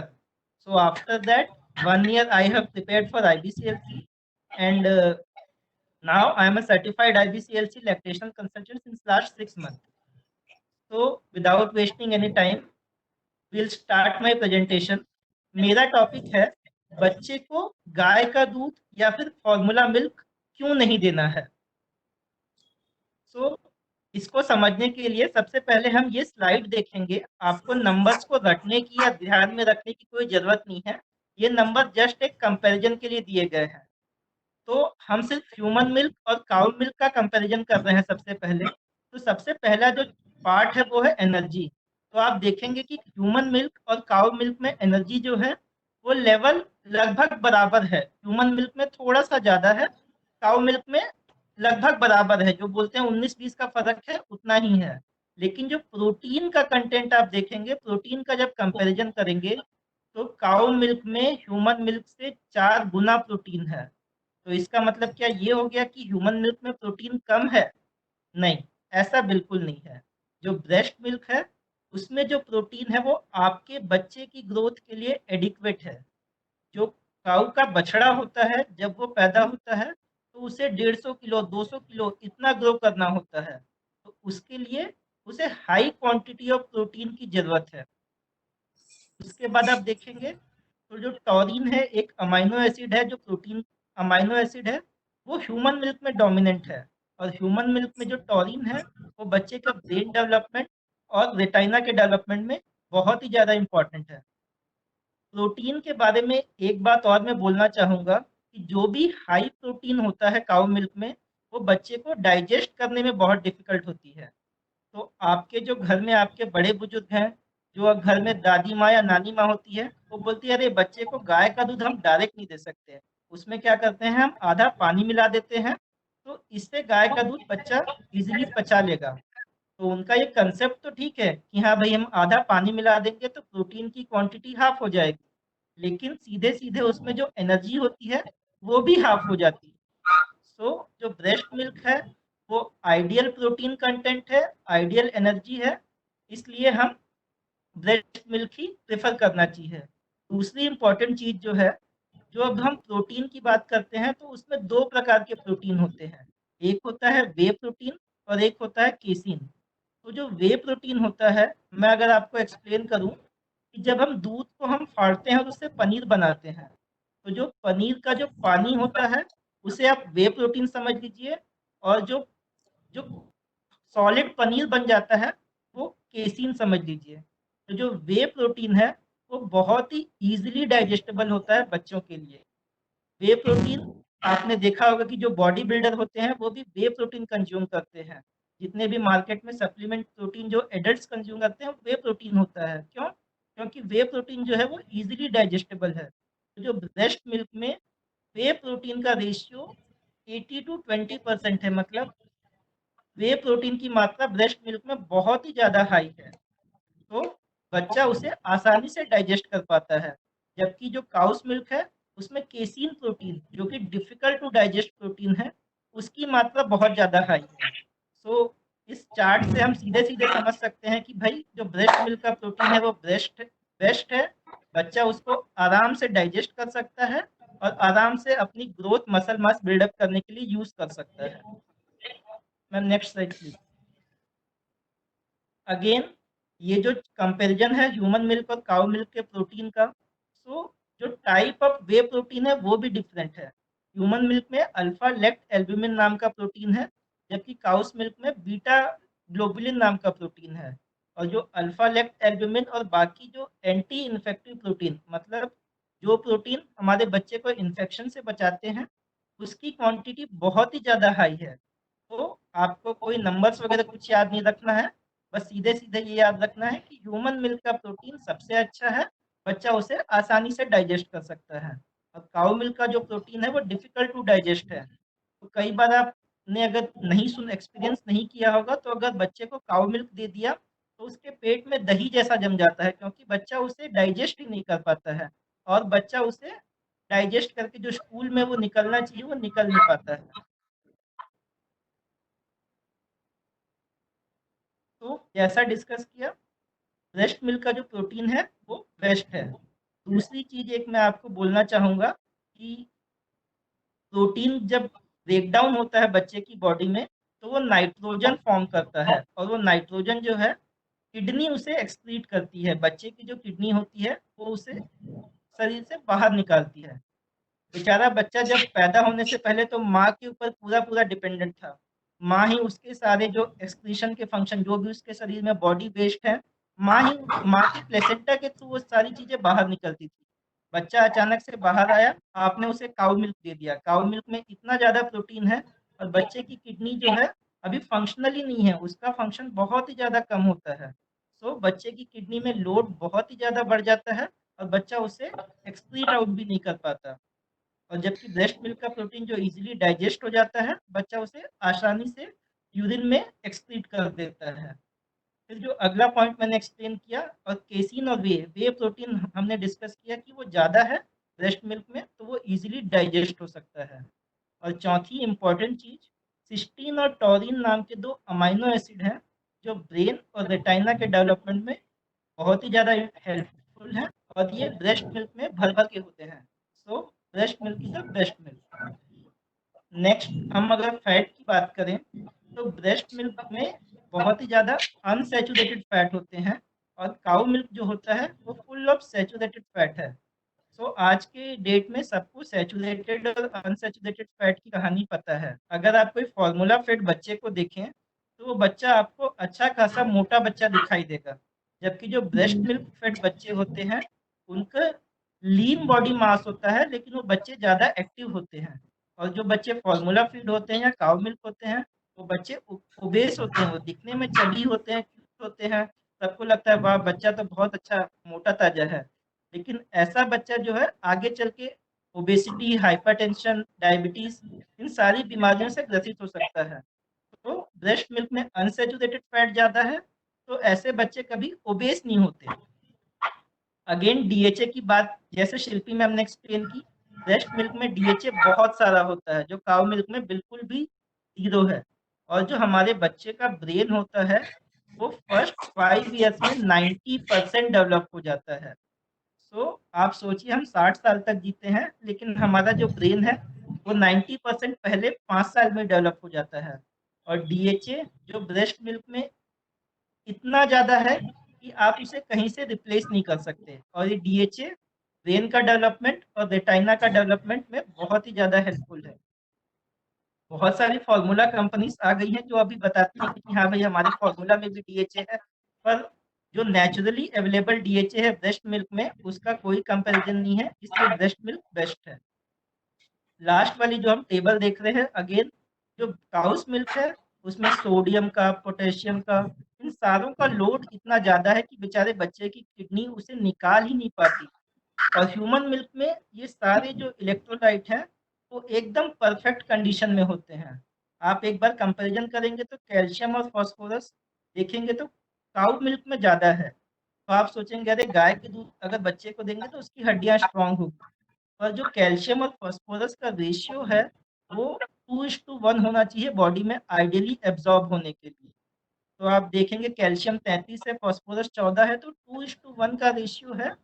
तो भले ही क्वांटिटी ह्यूमन मिल्क में कम है और वो एब्जॉर्ब बहुत अच्छे तरीके से होता है, और आप सोडियम और पोटेशियम का लोड भी कम है, तो बच्चा उसे आसानी से एक्सक्रीट आउट भी कर सकता है यूरिन में। बाकी रीजन कि आपको काउ मिल्क क्यों नहीं देना चाहिए, तो सबसे पहला कि भाई अगर आप काउ मिल्क देंगे तो सीधी सीधी बात है कि आप ब्रेस्ट फीडिंग बंद कर देंगे, और अगर आपने ब्रेस्ट मिल्क फीडिंग कम कर दी तो आपकी जो सप्लाई है वो नीचे चली जाएगी, जिसकी वजह से बच्चा इवेंचुअली और ग्रेजुअली काउ मिल्क या फॉर्मूला मिल्क पे शिफ्ट हो जाएगा। दूसरा एक इम्पॉर्टेंट है कॉन्स्टिपेशन। जो बच्चे ब्रेस्ट फीड होते हैं वो कभी भी कॉन्स्टिपेटेड नहीं होते हैं। भले ही बच्चा 5 दिन 6 दिन 7 दिन में एक बार पॉटी करे, लेकिन उसे कभी भी पॉटी करने में डिफिकल्टी नहीं होती है। ब्रेस्ट फेड बच्चे कभी भी कॉन्स्टिपेटेड नहीं होते हैं। लेकिन बहुत सारी मदर्स जो हमारे साथ जुड़ी हुई हैं उन्होंने एक्सपीरियंस किया होगा कि जब बच्चे को 6 महीने के बाद हम वीनिंग फूड स्टार्ट करते हैं जिसमें हम काउस मिल्क स्टार्ट करते हैं, तो सडनली बच्चा जो अच्छे से डेली मोशन पास करता है वो कॉन्स्टिपेटेड हो जाता है, बिकॉज काउस मिल्क में इतने ज़्यादा मात्रा में सॉल्यूट है कि बच्चा उसे इंटेस्टाइन से भी डाइजेस्ट नहीं कर पाता है, और इसकी वजह से बच्चे कॉन्स्टिपेटेड रहते हैं। तीसरी इम्पॉर्टेंट चीज़ है कि जो भी बच्चे काउस मिल्क फिट होते हैं उनमें एलर्जी और ऑटो इम्यून डिजीजेस का रिस्क बहुत ही ज़्यादा होता है। एलर्जी का अगर मैं एक्सप्लेन करूँ तो जो जैसा शिल्पी मैम ने बताया कि जब बच्चा पहले दिन कोलेस्ट्रम लेता है तो वो कोलेस्ट्रम बच्चे की इंटेस्टाइन में जो छेद होते हैं, जो पोर्स होते हैं, उसे वो भर देता है, जिसकी वजह से जो बच्चा एंटीजन से एक्सपोज नहीं हो पाता। अगर बच्चा काउस मिल्क लेता है तो उसमें वो कोलेस्ट्रॉल वाली प्रॉपर्टी नहीं होती, तो सीधे सीधे जो काउ मिल्क का प्रोटीन है वो हाईली एलर्जेनिक प्रोटीन है। तो बच्चे में रैश होना, डायरिया होना, लूज मोशन होना, बहुत सारी चीजें हैं जो बच्चे में 1 साल तक इसके साइड इफेक्ट होते हैं। अगर आपने शुरुआत में बच्चे को गाय का दूध दे दिया तो बहुत ही ज्यादा इसके साइड इफेक्ट हैं। दूसरा, जो ब्रेस्ट फीड बच्चे होते हैं वो अस्थमा, ओबेसिटी, हाइपरटेंशन, इन सारी बीमारियों से अपने आप प्रोटेक्टेड रहते हैं। So in a nutshell, breast milk is the best milk. ये एक सबसे अच्छी स्लाइड है जो मुझे बहुत ही ज़्यादा पसंद है। हम इस दुनिया में एक ऐसी स्पीसीज हैं जो दूसरों के दूध पे डिपेंड है। आपने कभी नहीं देखा होगा कि बकरी का बच्चा गाय के पास जाता है कि भाई मुझे दूध दे दो। ऐसा बिल्कुल नहीं होता। बकरी का बच्चा बकरी का दूध पीता है, जो बछड़ा होता है वो गाय का दूध पीता है, और जो भैंस का बच्चा होता है वो भैंस का दूध पीता है। इसी तरीके से जो ह्यूमन का बच्चा है वो ह्यूमन के लिए ही होना चाहिए, ह्यूमन का बच्चे को ह्यूमन का ही मिल्क मिलना चाहिए। नेक्स्ट स्लाइड में आप देख सकते हैं कि अगर आपने गाय का दूध दिया तो बच्चे का दिमाग बछड़े के जैसा बनेगा, और अगर आपने ह्यूमन मिल्क दिया तो बच्चे का दिमाग ऐसा हो जाएगा कि वो आगे जाके अपने प्रोफेशन में कुछ भी कर सकता है। सो ब्रेस्ट मिल्क ही सबसे अच्छा मिल्क है। ये तो हो गए काउस मिल्क से बात। अब हम ये डिस्कस करेंगे कि भाई फॉर्मूला क्यों नहीं देना है। वो सारी चीजें जो हमने पहले डिस्कस की वो फॉर्मूला में भी अप्लाई होती है, बिकॉज फॉर्मूला बनता तो काउस मिल्क से ही है। बट एक दूसरा इम्पोर्टेंट जो फैक्टर है, जब भी आप बच्चे को ब्रेस्ट फीड करते हैं तो बच्चे के शरीर की आंतों में कुछ ऐसे बैक्टीरिया होते हैं जो नेचुरली प्रेजेंट होते हैं।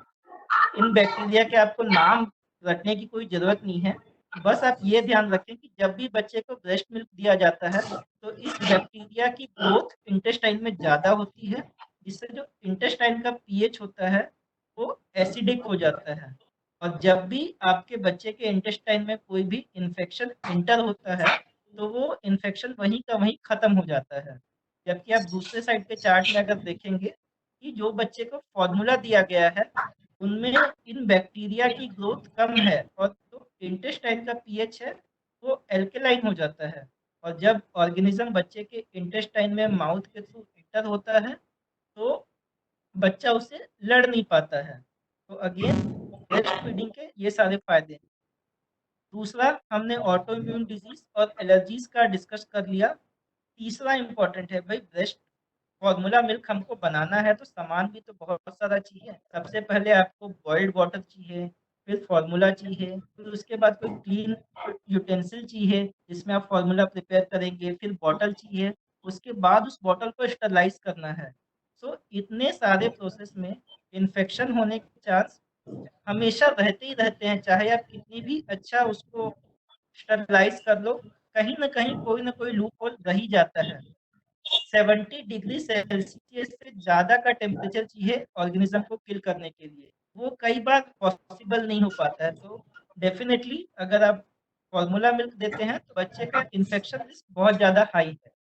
और जैसा पहले भी मैंने डिस्कस किया कि ब्रेस्ट मिल्क में न्यूट्रिशन के अलावा बहुत सारे ऐसे फैक्टर भी होते हैं जो बच्चे को इन्फेक्शन से बचाते हैं, लाइक एंटीबॉडी हो गए, एंजाइम्स हो गए।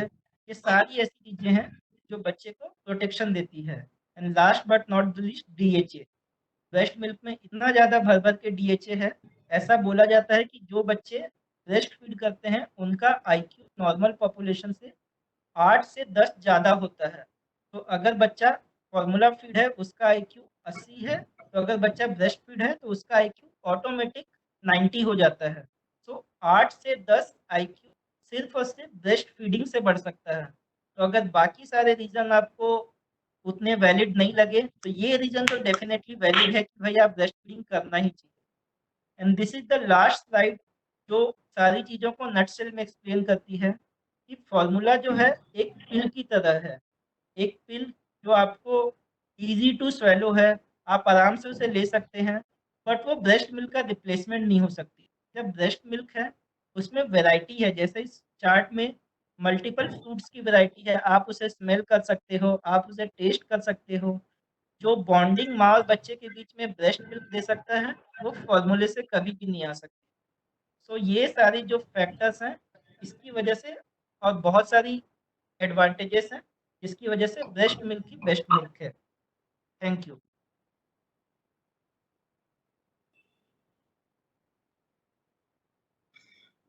Thanks a lot Yogesh. Thank you ma'am. Yogesh आपको म्यूट करना होगा 1 मिनट। हाँ, नहीं तो मेरी आवाज गूंजने लगती है। तो Yogesh, excellent presentation, very good. In fact काफी चीजें मुझे भी पता चली आपने जो प्रेजेंट किया उसमें। And Shilpi, very good presentation. I am so happy that I got both of you on board. एक चीज जस्ट मैं इलेबरेट कर दूंगी जो योगेश ने कहा कि जब हम फॉर्मूला बनाते हैं तो कैसे बनाते हैं। लोग यूजुअली सुबह ना एक थर्मस में पानी बॉईल करके रख लेते हैं और वही through out the day formula में वही पानी से बनाते रहते हैं फॉर्मूला। सो जैसे योगेश ने कहा कि हमें अगर बैक्टीरिया मारने हैं, अभी बैक्टीरिया कहाँ से आए, वो फॉर्मूला तो गाय के दूध से बना है ना, किसी इंडस्ट्री में या किसी फैक्ट्री में बना है, तो वो फैक्ट्री में बनने टाइम काफी सारे उसमें माइक्रो ऑर्गेनिजम्स आ जाते हैं, राइट। तो उस माइक्रो ऑर्गेनिज्म को मारने के लिए 70 डिग्रीज या उससे ज्यादा का पानी होना चाहिए सेल्सियस, तब जाके मरेंगे वो माइक्रो ऑर्गेनिजम्स। ठीक है, प्रोडक्शन के टाइम जो आ गए हैं। लेकिन हम लोग ने तो सुबह ही वो थर्मस में पानी भर के रखा है। हो सकता है हम रात को 8 बजे बना रहे हैं और वो थोड़ा सा क्या बोलते हैं, कोमट हो पानी या वार्म हो, ज्यादा गर्म ना हो। तो हमने फॉर्मूला तो स्टीराइल वाटर से बनाया जो उबाला हुआ पानी है, लेकिन उसका टेम्परेचर कम होने की वजह से फॉर्मूला के अंदर जो माइक्रो ऑर्गेनिजम्स हैं वो तो सारे एक्टिवेट हो जाते हैं और हमको लगता है हमने उबाले हुए पानी से फॉर्मूला बनाया है, लेकिन उसी फॉर्मूला से इन्फेक्शन हो जाती है। तो यूरोप में रिसेंटली एक वाइड स्प्रेड इन्फेक्शन हो गई थी फॉर्मूला से एंड फॉर्मूला कंपनी को वापस लेना पड़ा था अपना फॉर्मूला, राइट। सो ये सब झंझट करने से, और ऑफ कोर्स बॉटल के अपने जो रिलेटेड इश्यूज हैं वो तो है ही, तो इसीलिए breast is the best, that is what we say, breast is the best. तो आज हमने जो टॉपिक्स कवर किए हैं वो नटशेल में ये है कि क्यों ब्रेस्ट फीडिंग स्किल्स पहले से लर्न करना बहुत जरूरी है। दूसरा, ब्रेस्ट क्रॉल क्यों इतना इम्पोर्टेंट है, पहले 1 घंटे को मैनेज करना क्यों इतना इम्पोर्टेंट है, और उसके लिए आप अभी से क्या कर सकते हैं, अपने गायनेक से कैसे डायलॉग कर सकते हैं। तीसरा, शिल्पी ने कवर किया कि ब्रेस्ट मिल्क क्यों इतना मैजिकल है, और उसमें उसका क्या प्रोटीन्स, कार्ब्स वगैरह क्या होते हैं उसमें, what is the whole structure of breast milk. और योगेश ने उसके बाद रेस्ट ऑफ द थिंग्स अभी क्या कवर किया। योगेश, आप समरी देना चाहेंगे? आप दोनों 1-1 मिनट की समरी दे दीजिए अपने अपनी। आप अपने आप को अनम्यूट कर लीजिए।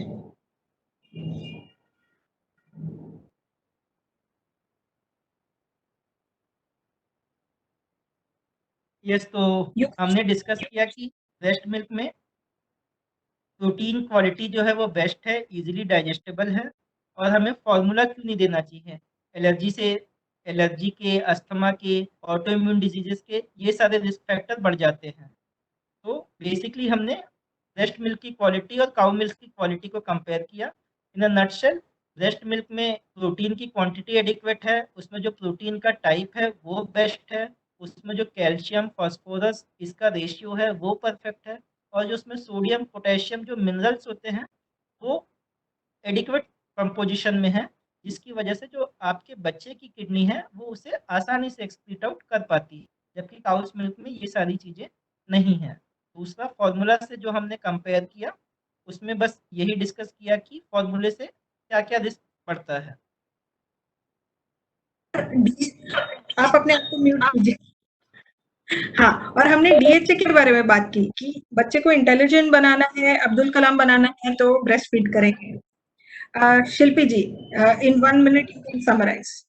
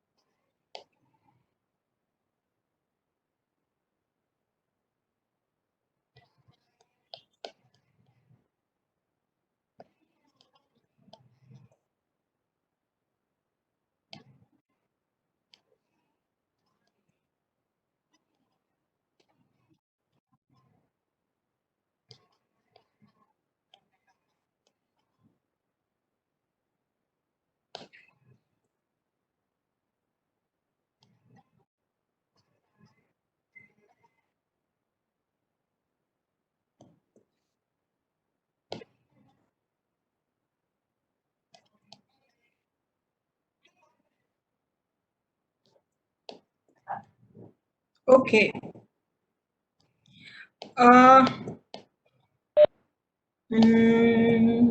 सो मैं आपके चैट्स देख रही हूँ कि आपने क्या क्वेश्चंस लिखे हैं। So lot of you have express the beauty of breast crawl, और कुछ ने कहा कि मैं कर नहीं पाई क्योंकि मुझे पता ही नहीं था।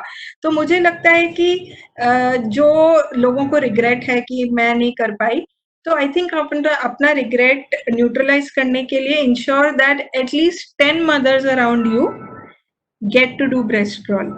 I think that is the best way you can neutralize it. And how to convince the gynec about breast crawl, start talking about it. और मुझे तो frankly लगता है if you are early in pregnancy का शुरू का time है, और आपको you must test how breastfeeding friendly is your gynecologist. क्या आपके गायनेकोलॉजिस्ट के नर्सिंग होम में पहले ही दिन हर बच्चे को एज अ रूटीन फॉर्मूला पिला दिया जाता है? आप बाकी मदर से पूछिए जो उनके यहाँ डिलीवर हो चुके हैं, उनके प्रोटोकॉल्स क्या हैं। सब डॉक्टर्स के अलग अलग प्रोटोकॉल्स होते हैं। क्या आपका डॉक्टर ब्रेस्ट फीडिंग फ्रेंडली है? और अगर नहीं है तो you must actually think of changing your doctor, because this is बहुत ही इंपॉर्टेंट चीज है। हम जितनी इंपॉर्टेंस डिलीवरी को देते हैं उतनी ही इम्पोर्टेंस हमको ब्रेस्ट फीडिंग को भी देनी है। Okay, great. और कुछ So I couldn't give colostrum to my baby. So is vitamin necessary every 6 months? Vitamin A necessary every 6 months. तो विटामिन ए जो होता है वो बेबी की इम्यूनिटी बढ़ाने में हेल्प करता है. हम लोग क्या सोचते हैं विटामिन ए आईसाइट के लिए होता है, राइट?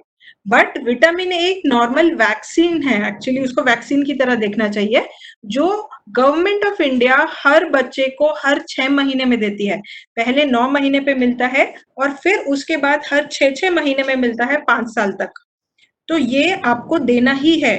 आपने कोलेस्ट्रम दिया है या नहीं दिया है, ये आपके बच्चे की इम्यूनिटी बढ़ाएगा, आईसाइट बढ़ाएगा. So you have to give it, there is no question about it. Private practitioners बहुत बार नहीं देते हैं. जैसे मेरे जो दोनों भतीजियां हैं उनको नहीं मिला था, तो हमने स्पेशली खुद खरीद के उनको दिया है. So when should cow milk be given, ये क्वेश्चन आया है. सो मेरा इसके लिए ये आंसर होगा कि नेवर. बिकॉज काउ मिल्क बहुत विशेष न्यूट्रिशन नहीं है उसमें. तो डेफिनेटली 2 साल तक तो जब आप अपना ब्रेस्ट मिल्क दे रहे हो, और इफ पॉसिबल बियॉन्ड इट, तो WHO बोलता है कम से कम 2 साल ब्रेस्ट फीड करो, and if possible beyond it. तो रूरल एरियाज में, जैसे मैंने बिहार में काम किया, वहां पे it is routine to see mothers breast feeding till 5 years. कोई बिग डील नहीं है उसमें.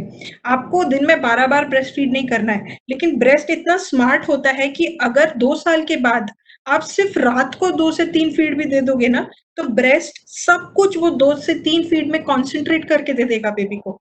So think of just 2 to 3 feeds after 2 years. Can you think about that, right? तो जब तक आप अपना दूध दे रहे हो बच्चे को, कोई भी एनिमल मिल्क की जरूरत नहीं है. क्योंकि जब आप कोई दूसरा एनिमल मिल्क देने लगोगे, वो बच्चे को ठीक से डाइजेस्ट नहीं होगा, ज्यादा पेट भरा रहेगा और बच्चा आपका दूध कम पिएगा, राइट? तो क्या आप कुछ भी डेयरी प्रोडक्ट्स नहीं दे सकते हो? आप दे सकते हो. After 1 year you can start giving dahi, ghee, paneer to your baby. That's okay. So that's after 1 year, okay? Not before 1 year, or no animal milk is required when you are breastfeeding.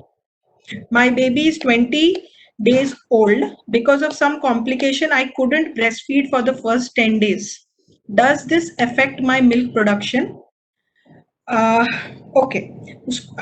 He wants more even after 1 hour. So what I suggest is, definitely the main, ये हम कल बात करने वाले हैं, the main funda behind breast milk production is the more you remove, the more is made. अपने wall पे आगे लिख के रखो अपने रूम में, the more you remove, the more is made. But the more you stimulate, the more is made. जितनी बार आपका breast stimulate होगा और जितनी बार आपका breast खाली होगा, उतना दूध बनेगा, राइट? तो अगर आप आधा टाइम फॉर्मूला दे रहे हो, instead of 8 times, your breast is stimulated only 4 times now. Production falls. So if you are breastfeeding 12 times, production increases. If you are emptying the breast fully, production increases. So अभी भी अगर आप कम से कम 8 बार 24 hours में breast feed करते हो, और हर बार breast feeding के टाइम कम से कम एक ब्रेस्ट खाली करते हो, your production will go up. And you do not give formula, do not give water, do not give cow milk. Your production can go back up. You may use to, आपको pumping करने से शायद कुछ फायदा हो अपना production increase करने के लिए. Refer a lactation consultant near you. Can we give cow milk after 2 years? It is your choice. You can give. मुझे लगता है एक गिलास काउ मिल्क पिलाने से अच्छा है उतने ही दूध का दही जमा दो और दही दे दो. बिकॉज दही, paneer, these are more healthy alternatives of dairy than just giving plain milk. Plain milk is not very nutritious. Plain milk is acidic on the body. Okay, so dahi, paneer are better alternatives. I would so one of the mothers is saying, हमने जो formula बनाने की technique की बात की, I am winding up in 1 minute, guys. Okay, I would use the same boiled water for even 3 days. एक mother ने ये कन्फेस किया है, बताया है कि वो पता नहीं होता है, इसीलिए वो बॉइल्ड होने का हमें फंडा होता है, राइट? उसने 3 दिन तक यूज किया है. My goodness. Till what age should we breastfeed your baby? Minimum 2 years, if possible beyond that. तो जो एनिमल किंगडम है, हमारे closest brothers and sisters are primates मतलब मंकीज, राइट, गोरिल्लाज मंकीज, तो उनमें पाया गया है they minimum breastfeed till 5 to 6 years, जब तक पहला मोलार आता है, फर्स्ट परमानेंट मोलार टीथ, तब तक ब्रेस्ट फीड करते हैं। लेकिन हम लोग तो क्या 1 साल पे ही लोग बोलने लगते हैं बंद करो बंद करो बंद करो, और WHO ने भी 2 साल बोला है। ओके, तो वी हैव टू नो, ये हम जस्ट शॉर्ट में बता रही हूँ, हम डिस्कस करने वाले हैं कि 5 years पे जाके बच्चे की इम्यूनिटी फुल मैच्योर होती है 5 साल पे। तो इसीलिए 5 साल तक बहुत सारे वैक्सीन दिए जाते हैं कि वो इम्यूनिटी अभी तक बनी नहीं है तो जल्दी जल्दी वैक्सीन दे दो, उसके बाद नहीं दिए जाते, राइट। तो 5 साल तक अगर आप ब्रेस्ट फीड करते रहोगे तो आपके ब्रेस्ट मिल्क से बहुत सारा इम्यूनिटी बच्चे को मिलेगा और उसका इम्यूनिटी बेटर हो जाएगा। This is the best gift you can give to your baby, breast feeding at least till 2 years and if possible beyond it. हम बोलते हैं 2 साल तक बच्चे का राइट होता है ब्रेस्ट फीडिंग, और 2 साल के बाद ये आपकी चॉइस है। तो अगर आप रात को 2 से 3 फीड दे सकते हो, nothing like that. Okay, ma'am, I asked a gynec for breast crawl and she did not do it and I could not fight. So sorry about this, but yeah, I know regret तो होता है। So जैसे मैंने कहा, neutralise करने के लिए 10 mother's को मोटिवेट करो ब्रेस्ट क्रॉल के लिए। ट्विंस में ब्रेस्ट क्रॉल कैसे कर सकते हैं? सो आई अंडरस्टैंड योर क्वेश्चन। तो क्या हम दोनों बच्चों को रख सकते हैं छाती पे? आई थिंक रख सकते हैं, अगर दोनों तरफ अटेंडेंट्स हो। So we can keep 2 babies here, एक बच्चा यहाँ एक बच्चा यहाँ, विच इज सपोर्टेड। और हम ऐसा भी कर सकते हैं कि पहले एक बच्चा रख ले और फिर थोड़ी देर के बाद दूसरा रख ले, right, 30 minutes something like that. जैसे मैंने कहा, सिर्फ ब्रेस्ट फीडिंग ब्रेस्ट क्रॉल का एम नहीं है, सिर्फ ब्रेस्ट फीड करना है, नहीं।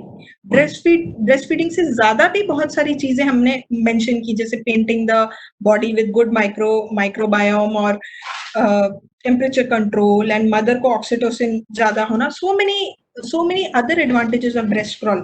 तो अगर कितनी बार क्या होता है, वो बच्चे को उठा के ले जाते हैं 45 मिनट्स के बाद और ब्रेस्ट फीडिंग नहीं होती, इसका मतलब ये नहीं है breast crawl has failed. Touch is important. Skin to skin contact in the first hour is important. Okay. Breast massage हम कवर करेंगे, pumping हम कवर करेंगे। Can we do breast crawl daily? तो बच्चा शायद क्रॉल तो नहीं करेगा बाद में, लेकिन आप स्किन टू स्किन कॉन्टैक्ट तो 24 घंटे में कितने भी घंटे कर लो। अपने शर्ट लाइक अपने रूम के अंदर शर्ट को खोल के बच्चे को रखो और उठा के घूमो। आप लेटने टाइम छाती पे रख सकते हो। My nipple pains a lot when my babies suck. What is to be done? We will cover this tomorrow. एक मदर बोलती है I will fight for the other mothers. और mine is second pregnancy. I stopped breastfeeding at 1.8 years.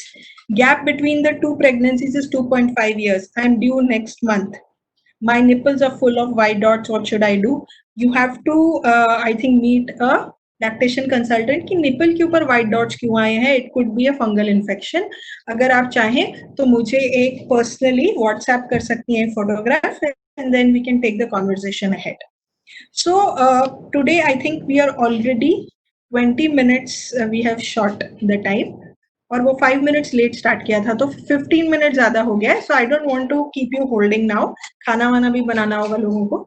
तो आपके जो भी questions हैं आप लोग व्हाट्सएप पे भी लिख सकते हैं। तो हम तीनों जन हैं व्हाट्सएप पे, तो वील कीप आंसरिंग दैट। नहीं तो tomorrow we'll cover it and we'll try to start on time, और let me see if we'll shift to Zoom tomorrow, let me see. ठीक है, today I will be sharing some resources, do see them. I hope you liked the presentation today.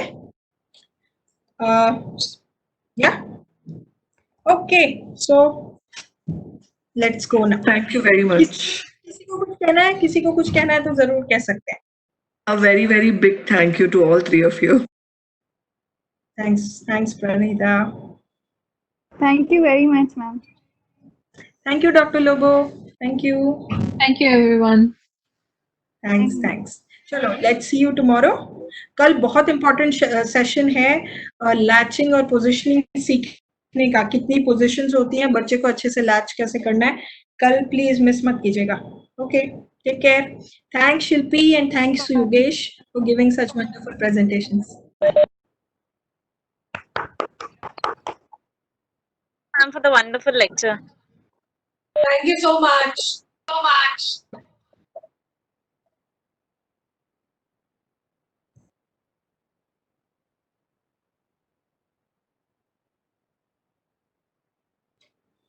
Thank you so much. Thank you so much.